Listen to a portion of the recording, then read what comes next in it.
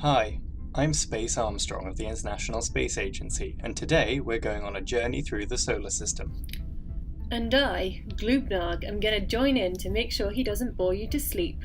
So buckle up and get ready for liftoff. Science isn't boring. But you are. Anyway, the solar system is the name for all of the planets that spin around the Sun, including us here on planet Earth. Each planet is unique and interesting, so let's start with the first planet, Mercury. It's only a tiny planet, nearly as small as the Moon. You could fit 18 entire Mercuries inside of the Earth with room to spare, and it's super hot. The Sun cooks Mercury to incredible temperatures on one side while the other side freezes. How about this? Mercury is probably so small because most got blown off when another tiny planet hit it millions of years ago. Poor Mercury.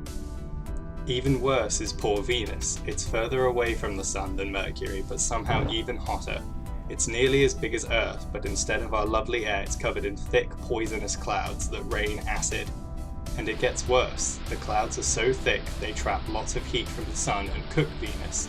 So all of that acid rain never gets a chance to hit the surface because it's vaporized before it can. But it gets even weirder. Somehow Venus got turned upside down. And because it spins so slowly, its day is actually longer than its year. But next we're back to a place where days and years are normal, actually the only place. It's our home, Earth. It's about as wide as 3 United States of Americas, and weighs about this many people. And it's the only place we know life exists in the entire universe. Except from where I'm from, of course. Where are you from? I'm not telling. It's always Mars. Speaking of which, Mars is small. Earth is more than twice as wide, and you could fit 10 Marses into it. It's so cold that the ice and snow on Mars isn't water, but carbon dioxide. Mars also has the biggest volcano in the solar system, as wide as France and twice as tall as Mount Everest, and a canyon hundreds of times bigger than the Grand Canyon. And Mars has the largest crater in the solar system too. The entire north of the planet is one huge crater. We think Mars is so small because the next planet, Jupiter, stole most of its ingredients. The biggest planet in the solar system, you could fit more than 1,000 Earths into it, but it only weighs as much as 300 Earths. That's because most of it is made of gas clouds, and we don't even know if there's any land underneath at all. The whole planet is basically made up of storms. There's even a storm that's twice as big as Earth, the Great Red Spot.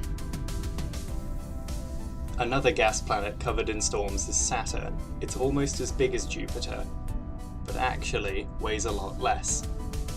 In fact, if there was a bathtub big enough, then Saturn would float in the water. Even though it doesn't weigh as much as Jupiter, you could still fit about 700 Earths into it, and the storms are as weird and gigantic as on Jupiter too. But the rings are what you probably noticed, right? They're made of ice and wider than 21 Earths, but only about 5 people tall, so super thin. There are 2 other gas giants in the solar system, and both have rings too, but they're much smaller. First is Uranus, made of different gas to Jupiter and Saturn, and much colder. Sadly, these different gases make Uranus boring to look at because of how hazy they are. But Uranus is weirder than it looks. The planet is sideways, which makes its days very strange, and deep under the clouds we think there's a sea made of liquid diamonds. I wouldn't try and get them though, as the atmosphere is poisonous and smells of rotten eggs. Next is Uranus's twin, Neptune. Neptune is a bit smaller than Uranus, but actually a little heavier, because it's made of different gases. And Neptune isn't spun on its side, so its days are more normal. Not that you'd see much, because the sunlight out here is 900 times less bright than on Earth. And this is where the winds are fastest in the entire solar system, twice as fast as the speed of sound. That's because there's less hot, fast-moving air to slow the wind down. And that's all the planets in the solar system. Wait, but what about Pluto? Pluto isn't a planet anymore, it's too small. What? Of course it's a planet. I don't make the rules. The rules are silly. Can we talk about it anyway? Fine.